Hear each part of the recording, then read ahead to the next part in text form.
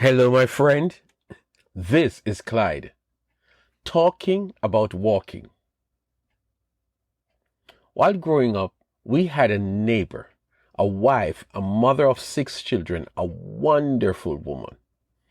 Our families had a great relationship.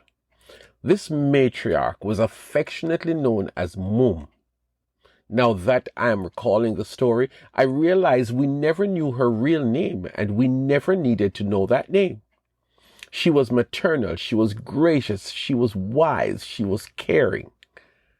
But there is something that Mum used to do or say. She had a signature farewell that she generously recited each time you were leaving her presence.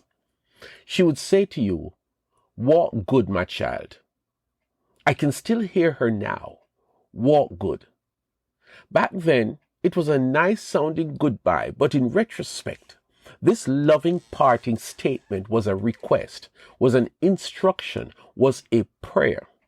She was saying to you, be safe, be careful, be well. I want you to do good. There were times she would say, God go with you. But more often than not, you would hear from her, walk good. Can we talk about that today? Walk good. I want us to look at a portion of scripture, and in a similar scenario, I want us to hear another character like my neighbor, a wise man, a man who heard from God, a man speaking to us from a timeless position. In fact, Paul was actually speaking what God told him to write in a letter that he was sending to a group of Christians who were part of a church in ancient Ephesus. The city was well known and was particularly famous for idol worship. In fact, one of the greatest buildings was a temple dedicated to the goddess Diana. Paul helped to share the Christian faith in that city, and he founded a church there. Now, years later, while he was a prisoner in Rome, he wrote that letter to the church in Ephesus.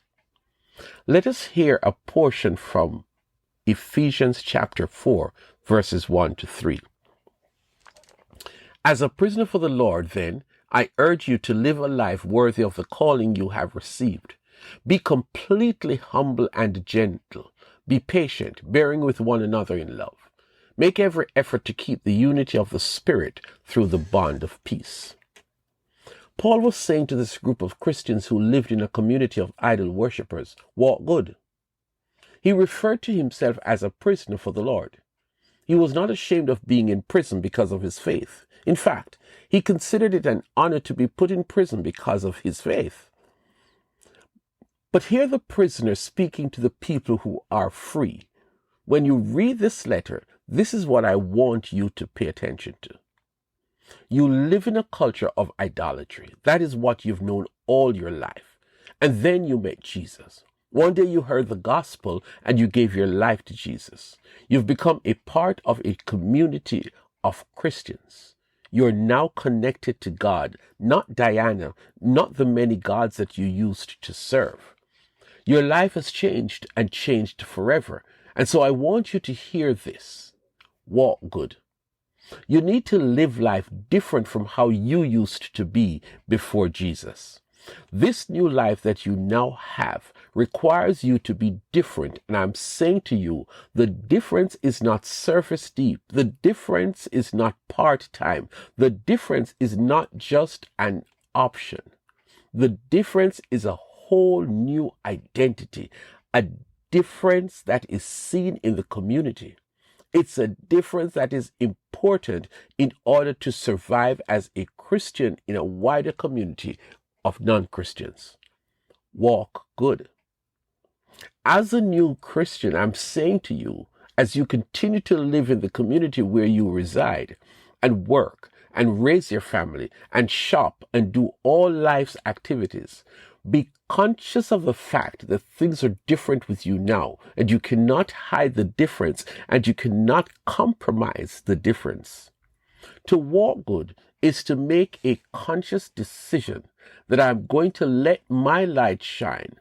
To walk good is to live so that people see and know that you're under a new world order. To walk good, you need to show that you have been called into a new life. Make that decision to walk good and live by that decision 24/7 right there in sinful, sin-filled Ephesus. Do justice to your new identity. It is going to take more than a fancy message on your t-shirts. It is more than having a bumper sticker saying, I go to a Jesus church. It is becoming a bona fide representative or ambassador of the new boss of your life, Jesus. Walk good. Be completely humble and gentle. That is not easy, but this prisoner is asking you, a free person, to make a firm decision here and now that that is how you will be. Oh, and it gets more interesting. He says, be patient.